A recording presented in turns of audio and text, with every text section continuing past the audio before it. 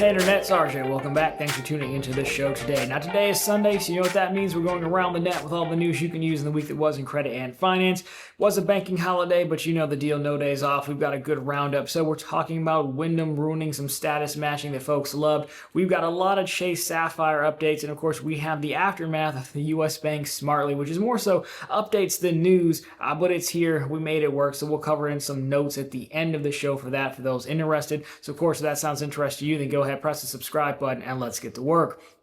Now, we will lead off with Wyndham credit cards. Now, Wyndham credit cards are ones that don't get a lot of love, but they're kind of the ones for folks, like if you know what you're doing, and they're actually like a pretty powerful card. Folks have liked them a lot for status matching, but it looks like some of the status matching perks are now going away, which is likely going to hurt the card. So let's take a look at the changes that we're getting out of the Wyndham camp. So specifically, Wyndham status from the actual credit card will no longer match to Caesars. So beginning February 1st of 2025, Wyndham Rewards cardholders will no longer be able to match their Wyndham Rewards Platinum and Diamond member level obtained as a result of being a cardholder. Of course, you know, as this is opposed to earning their member level through stays into the Caesars Rewards program. So that's, you know, that's the update. That's not great. I think this just kind of follows a trend, so to speak, that, you know, is even catching up to. I would think this is a lesser known deal. I know Ben Hedges, you know, for who will always be to me the credit Shifu, had a really good video on this about 2 years ago where he took his Wyndham, I think, business earner rewards or something and went to Atlantic City and just went around to all the hotels and just status matched just from having the card. And I wouldn't say this is the biggest loyalty program ever, but it can definitely come in handy if you're staying like there. Of course, you know, Caesar's big in Vegas, as you would imagine. A few other places, sure. But, you know, we've seen the hotel statuses take a hit as you give them out. They start meaning less. And, you know, if you're looking for your Caesars, you're like, hey, we're just giving this stuff away. Like, it'd be easier for people to make people stay here and then make it more so for the members. So I think it is unfortunate. It does potentially hurt one of like the, it's not a secret. It's on the internet, but it's it was one of those little bit of an insider type deals, you could say. So, moving right along, if you're not a fan of Wyndham, we have another interesting one here for you. This one comes to a member, a viewer of the show, who really wanted me to talk about this. So here you have it. In my home airport, Detroit Metro Airport, Delta Airlines has partnered with the actual airport to open not a lounge, but something they call a multi-sensory room, which looks kind of cool. I'll put some pictures up from the Points guy. Now, apparently they developed this, and it costs about $500,000.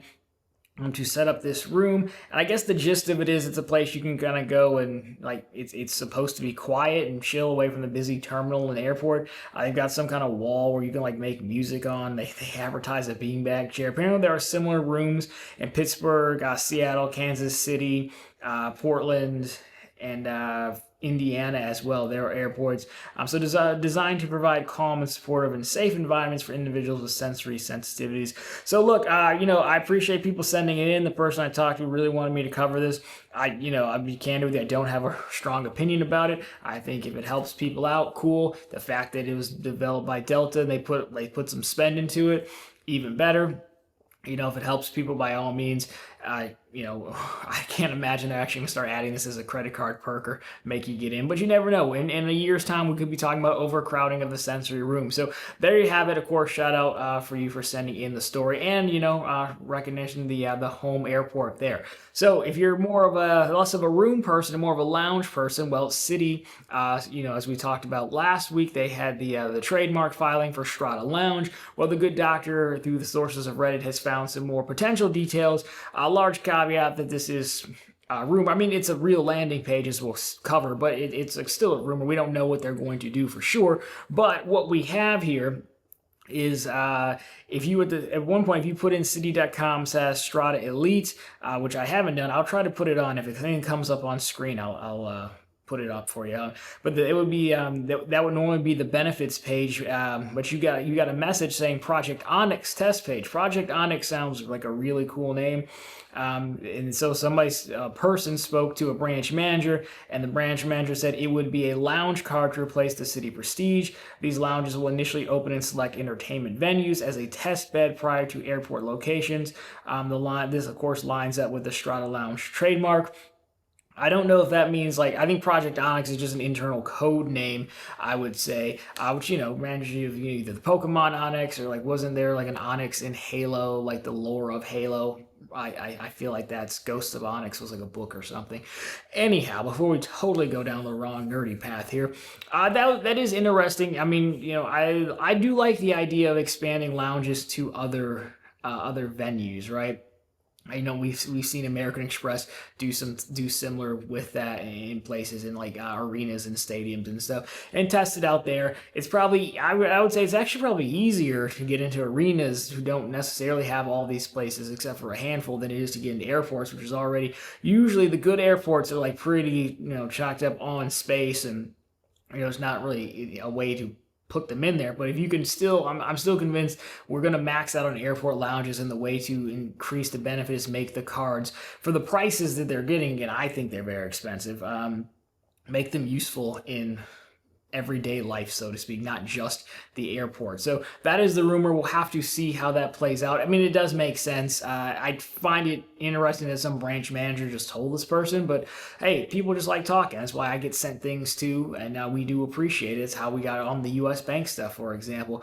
So anyhow, there you go. That's what Citi's up to. Of course, we'll keep an eye on it because I do want to get a Strata card. If nothing else, get another custom cash out of it. But again, story for another day. So on to the lounges. Not to be forgotten or left out, Chase. We got a lot of Sapphire Lounge news, so we'll take this in rapid fire order with our classic B-roll of the Sapphire Lounge we always show. So first of all, the Sapphire Terrace, which is out in, was it Houston's airport, I believe it was, or Austin's airport, excuse me. That lounge is closing. Now, I love the clickbaity titles that people put on their articles. The titles are always, they're losing the lounge, they're losing the terrace. If you go back and look at it, even when we covered, it was only ever meant to be a temporary deal. So it's going back to a public space in March of 2025. Now, I'm not really sure. I think they were testing it out, and then maybe they could get on the list for some actual space in the airport.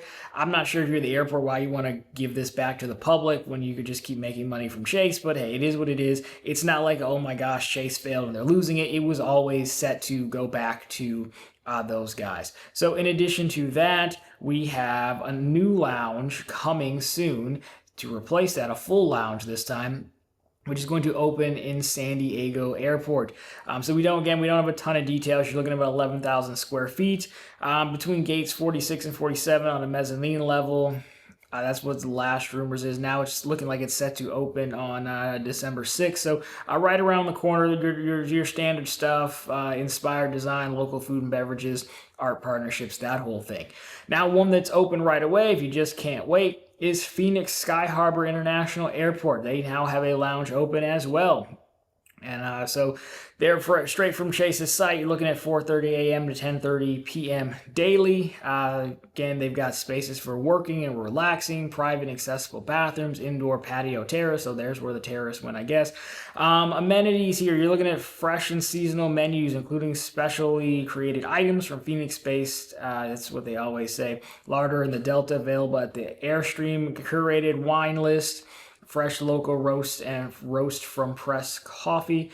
The only non-alcoholic beverages are available before 6 a.m. So you drunkards or my friend with all the metal travel cards out there is always sending me those pictures. Good luck to you. You're going to have to bring your own if you get there before 6 a.m.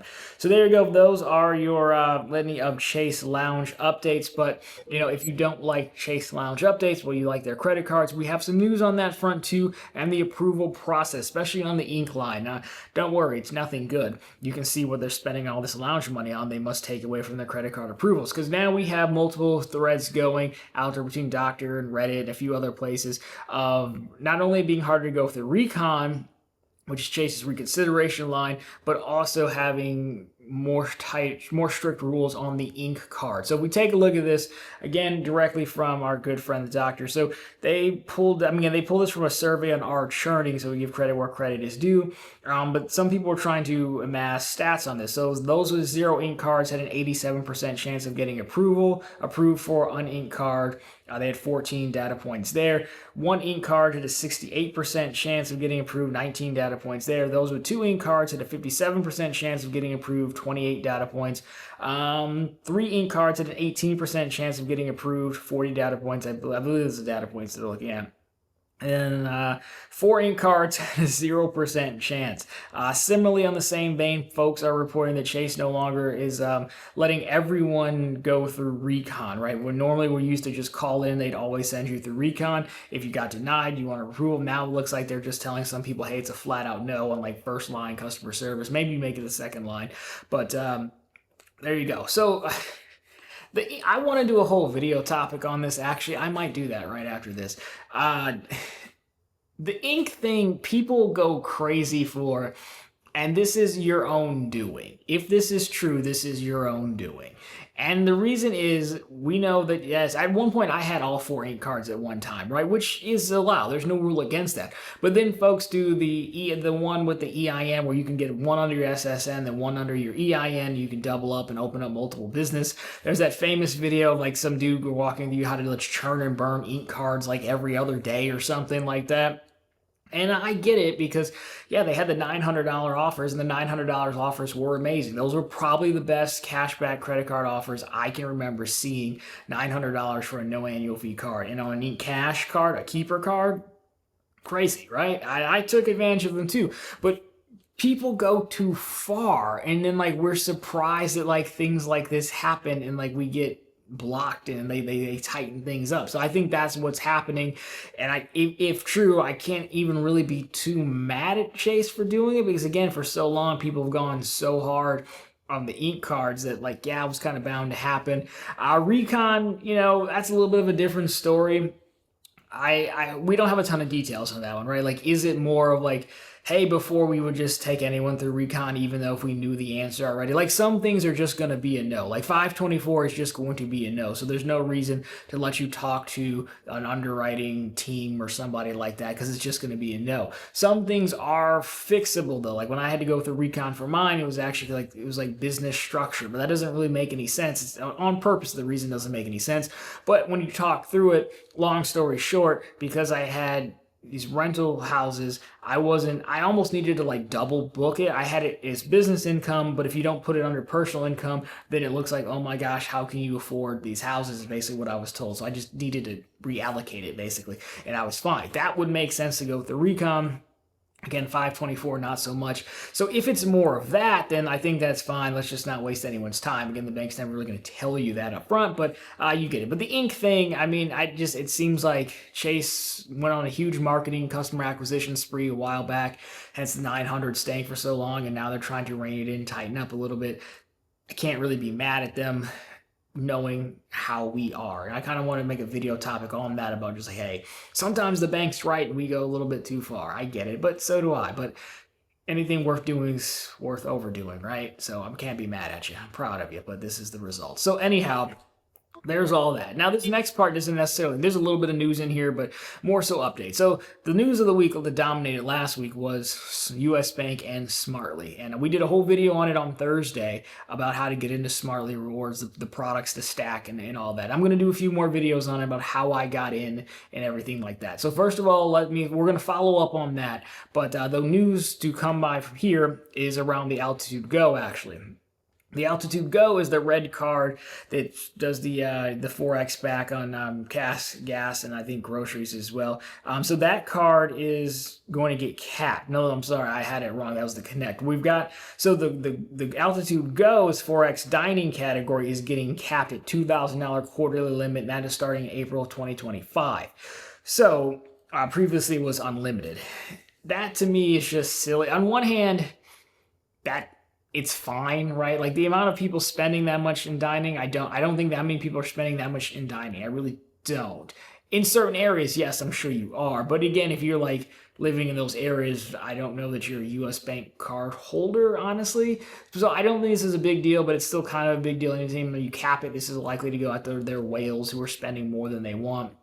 I also think US Bank is going through and making caps elsewhere to brace for how much money they're going to have to pay out for the Smartly program. Yeah, they're getting a lot of money in, but I think, you know, they know very well, realistically, this could be popular, and that's why the Smartly card doesn't have an intro offer. I don't know that's directly why they killed the Altitude Reserve, though I do think we'll see it again next year.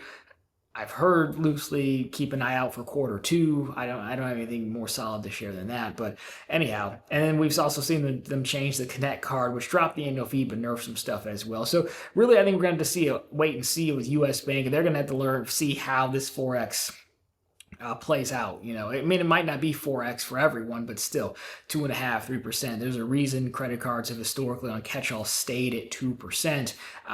They're about to find out why. So I think this is more of, can I cost save and get some other things in check? That said, the follow-up on Smartly. So it was a weird launch because it was a banking holiday. So you've got like Friday, Saturday, Sundays all kind of like one day for banks. You get the Monday, but Monday was like a banking holiday. So some people on Reddit, of course, found links to Smartly somehow, but it had like the wrong picture at the top of the application. But some people were applying and getting through instant approvals, but typical US Bank fashion, out a ton of instant approvals. But anyways, it formally, I think, went live Tuesday. I know I found a live page on their site Monday on the holiday, but it was Tuesday was probably more accurately the day. So I did call in Monday when I saw people on Reddit going, and I was told the rep was very nice. Asked around, said, hey, we're just early, the systems hasn't updated because of the holiday. Call back on Wednesday to product change. So I phoned back in on Wednesday. I posted this comment on Reddit. Some people were very doubting of me. They must not know who I am. But anyhow, I called back in on Wednesday and they said, yep, no problem. Changed my Cash Plus to a Smartly card, dropped it in the mail for me. It was weird because normally when you product change, you get read like a whole paragraph's worth of rules. They're like, yeah, we can do that. I was like, okay, cool. And they said, yep, done. Be at your house in 7 to 10 days. I was like, are you sure we changed it to the right one? They're like, yep, we did, but it doesn't really update in the app. They also says you're going to get a new credit card number, which historically is not true if it's going Visa to Visa, which this is. So, I mean, we'll see. It doesn't really matter, but we'll see. And then you get an email that says, hey, your US Bank Cash Plus card is coming in the mail. So I phoned them back. I was like, what's good? Well, I already have this. I wanted the other one. Like, no, it's fine. It's just most likely, again, we didn't update everything, so it thinks you're getting a new Cash Plus, but I can confirm you're getting a Smartly. And then today, I'm taping on Saturday, there's a card tracker in there that shows me the Smartly card art with the Cash Plus. So I think the system's kind of just confused. Sometimes with new product launches, these are the smaller details that don't get addressed. So anyhow, you can product change your card. I product change because there's no intro offer on the Smartly and because U.S. Bank would likely deny me. And lastly, U.S. Bank is notorious for giving low credit limits. My Cash Plus has a 17,000 credit limit, which I'm not really using that much, so I might as well. And I can always apply for another Cash Plus later, which I intend to. And so that was really my rationale behind it. So if you've got the Altitude Go, especially if you're going to get 4% on everything, if that's your tier, then yeah, flip the Altitude Go, flip the Cash Plus, go get another one later. But again, we're going to talk about once everything's fully in place. My money's over there. Once the card's here, I make the tier. We'll do a full video on how I got in. But again, the products you need, we did a video on Thursday. So really, that's kind of your U.S. Bank follow-up, if you will. I think U.S. Bank is just going to be very interesting to watch over the next 2 to 3 quarters, right? Definitely the rest of this quarter, but into spring and summer of next year, it's going to be interesting to see what they're going to do. I expect the Altitude Go to get a fresh coat of paint to match the card art on the Cash Plus and the Smartly. I expect to see another Altitude Reserve replacement. So what are they going to do? How are they going to do it? I don't know, but I think this could be interesting, and we could have another competitor right up there with Wells Fargo. So that's what I'm hoping for. So let me know down below. Did you guys take advantage of Smartly? Are you going to? Or am I the only one who's super hyped about it? I don't know, come be nice to me on Reddit maybe. But anyways, guys, that's been the news. Of course, if you liked it, drop me a thumbs up down below. If you found it particularly interesting, consider subscribing to the channel. So we're posting content just like this every single week and right back every Sunday with all the news you can use in the week that was in credit and finance. And of course, every single day over on ProfitableContent.com, which is the channel's blog. It's always linked down below for you and on the channel homepage. We don't have the latest news stories, plenty more bank promotions from U.S. Bank as well, and of course, credit card offers. Nothing from U.S. Bank, but if you prefer Chase and you want your 18th ink card, well, we have those as well. 900 all around, right? Of course, so down below for you as always. Anyways, guys, that'll do it for this one. As always, thank you so much for watching. I'll talk to you very soon in the next one.